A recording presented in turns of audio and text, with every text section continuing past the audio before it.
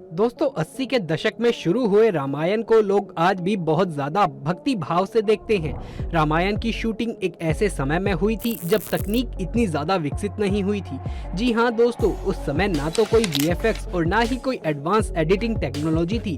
तो दोस्तों आपके भी दिमाग में ये बात जरूर से आई होगी कि 80 के दशक में बिना किसी भी खास तकनीक के रामायण की शूटिंग कैसे हुई होगी और इस शूटिंग में किन किन परेशानियों का उनको सामना करना पड़ा। रामायण के कलाकार बिना किसी सुविधा के शूटिंग कैसे मैनेज करते थे, उस समय रामायण बनाने में कितना खर्च हुआ, कलाकारों को कैसे चुना गया, उस समय वानर सेना और जामवंत जैसे कैरेक्टर्स को कैसे डेवलप किया गया था। दोस्तों आपके सभी सवालों का जवाब आज इसी वीडियो में मिलेगा, लेकिन इसके लिए आपको इस वीडियो को अंत तक जरूर देखना होगा। लेकिन दोस्तों इससे पहले इस वीडियो को शुरू करें, आपसे एक छोटी सी रिक्वेस्ट है कि अगर आप इस चैनल पर पहली बार आए हैं तो इस वीडियो को लाइक करके हमारे चैनल को सब्सक्राइब अवश्य से कर लीजिए। दोस्तों आज से करीब 33 साल पहले रामायण को रामानंद सागर ने बनाया था और उसका जादू आज भी बरकरार है। रामायण को फिल्माने के लिए एक ऐसी जगह की जरूरत थी जहां वन, नदी, मैदान, पहाड़, समुद्र तट ये सब चीजें एक साथ हो ताकि अलग अलग दृश्यों को फिल्माने के लिए ज्यादा दिक्कत ना हो। बहुत सी जगहों की तलाश करने के बाद आखिरकार एक ऐसी जगह मिली जहां इस पवित्र कथा को फिल्माया जा सके और जो थी गुजरात का एक छोटा सा शहर उमरगांव, जो कि रामायण के लिए पर्याप्त स्थान था। इस शहर की आबादी इतनी घनी नहीं थी जिस वजह से यहाँ काम करना मुनासिब हुआ।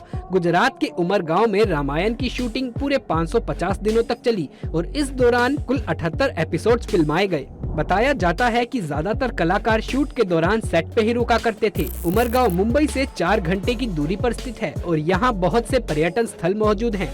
रावण का किरदार निभाने वाले श्री अरविंद त्रिवेदी जी मुंबई से ट्रेन से उमरगांव शूटिंग के लिए आते थे। दोस्तों शूटिंग के दौरान सभी कलाकारों में इतना ज्यादा मेल जोल बढ़ गया था कि जब रामायण के आखिरी एपिसोड की शूटिंग हुई तो सब भावुक हो गए थे और उन्हें ऐसा लग रहा था जैसे उनकी जिंदगी में से कुछ जुदा हो रहा हो।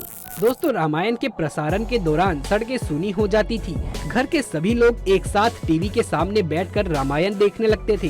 बहुत घरों में तो लोग इस दौरान अपने टीवी पर माला भी चढ़ाते थे। श्री राम का किरदार निभाने वाले अरुण गोविल और माता सीता का अभिनय करने वाली दीपिका चिखालिया, इनके अनुसार लोग उन्हें भगवान राम और सीता माता के रूप में ही देखते थे तो लोग उनके पैर भी छूने लगते थे। दोस्तों अगर हम आपको रामायण की शूटिंग के बारे में बताएं तो रामायण में लक्ष्मण का किरदार निभाने वाले सुनील लहरी ने बताया कि रामायण में हनुमान जी को इधर उधर उड़ते हुए बहुत बार देखा होगा, मगर शूटिंग के दौरान असल में वो उड़ नहीं रहे होते थे, वो तो कुर्सी या स्टूल पर बस खड़े कर दिए जाते थे। जी हाँ दोस्तों, सुनील लहरी ने बताया कि हनुमान जी के कंधे पर जब राम और लक्ष्मण को बैठाने वाला सीन शूट किया गया था तो वो उन सभी के लिए बहुत ही मजेदार रहा था और उन्होंने शूटिंग के साथ इसका काफी लुत्फ भी उठाया था।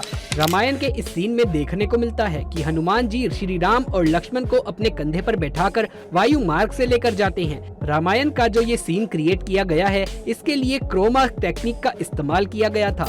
इसके बाद कई स्पेशल इफेक्ट भी इसमें डाले गए थे, तब जाकर वो सीन तैयार हो सका जिसे दर्शकों ने रामायण सीरियल में देखा है। सुनील लहरी के मुताबिक उन्हें ऊंचाई पर दिखाने के लिए 2 स्टूल पर उन्हें खड़ा कर दिया गया था। ब्लू क्रोमा और स्टूल पर भी ब्लू रंग चढ़ाकर इस सीन की शूटिंग की गई थी। हनुमान जी के बड़े बड़े हाथ दिखाने के लिए इसके लिए रैंप तैयार किया गया था। इसी पर चढ़कर श्री राम और लक्ष्मण जी गए थे और हनुमान जी के कंधे पर वो जा बैठे थे। सुनील जी ने बताया कि इस सीन की जो शूटिंग में थे वो काफी हद तक केवल इमेजिनेशन थी। सुनील लहरी और अरुण गोविल को तो कुछ पता ही नहीं चल रहा था कि आखिर हो क्या रहा है। कैमरे के पीछे से जो निर्देश उन्हें दिए जा रहे थे बस वो उन्हें ही फॉलो किए जा रहे थे। जिस वक्त इस सीन की शूटिंग चल रही थी उस वक्त अरुण गोविल और सुनील लहरी को ये सीन बहुत ही अटपटा लग रहा था। हालांकि जब एडिट होकर उनके सामने इसका रिजल्ट आया तो उन्हें ये सीन काफी खूबसूरत लगा और बाद में दर्शकों को भी ये काफी पसंद आया। दोस्तों रामायण की बात करते हुए रामानंद सागर के बेटे प्रेम सागर का कहना है कि जब वो उमरगांव में शो की शूटिंग कर रहे थे तब ना जाने कितने ही लोग भगवान के दर्शन के लिए वहां पहुंच जाते थे। जी हाँ, केवल आम लोग ही नहीं बल्कि कई बार तो वीआईपी लोग भी वहां पहुंच जाते थे और सभी कलाकारों के रहने के लिए, खाने के लिए पूरी व्यवस्था की जाती थी। इसी के साथ ही प्रेम सागर ने ये भी बताया कि शूटिंग करने का कोई समय तय नहीं होता था, यहाँ तक कि शूटिंग सुबह से लेकर आधी रात को 3 बजे तक भी की जाती थी। दोस्तों आपको जानकर हैरानी होगी कि हनुमान बने दारा सिंह जी को आधी रात को मेकअप करवाना पड़ता था और उनका मेकअप करने में करीब 2 से 3 घंटे का समय लग जाता था।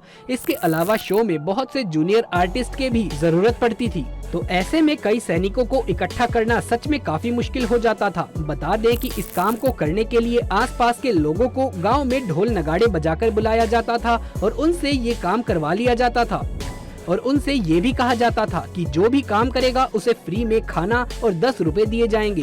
दोस्तों, रामायण में राम का किरदार निभाकर प्रसिद्ध हुए अरुण गोविल जी जहां भी जाते हैं लोग उनके आगे नतमस्तक हो जाते हैं।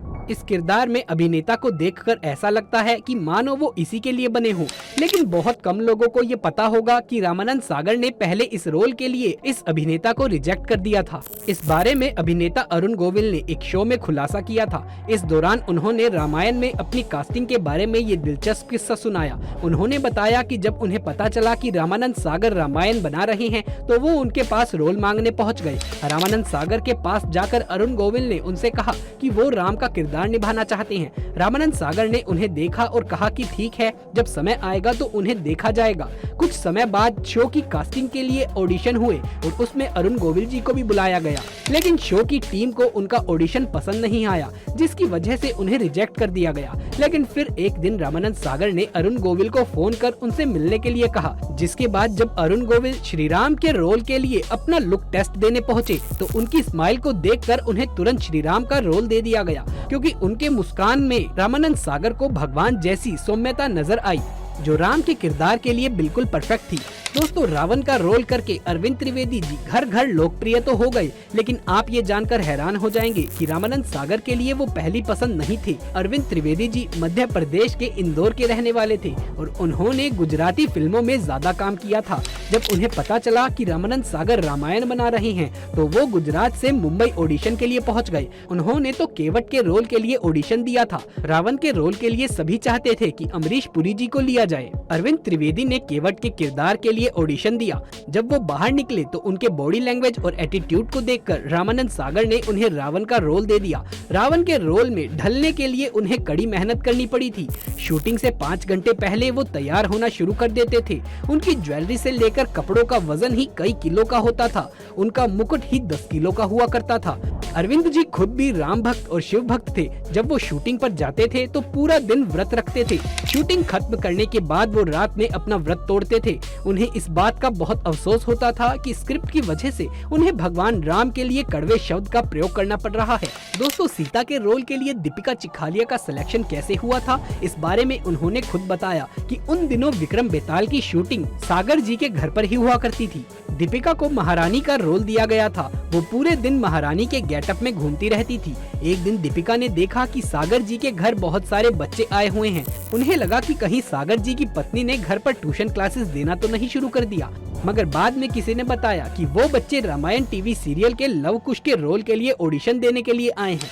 इसके बाद रामानंद सागर ने उन्हें सीता का रोल दे दिया। तो दोस्तों, ये थी कहानी दीपिका के सीता बनने की। दोस्तों, 33 साल पहले इस शो का एक एपिसोड बनाने के लिए 9 लाख रुपए की लागत आती थी।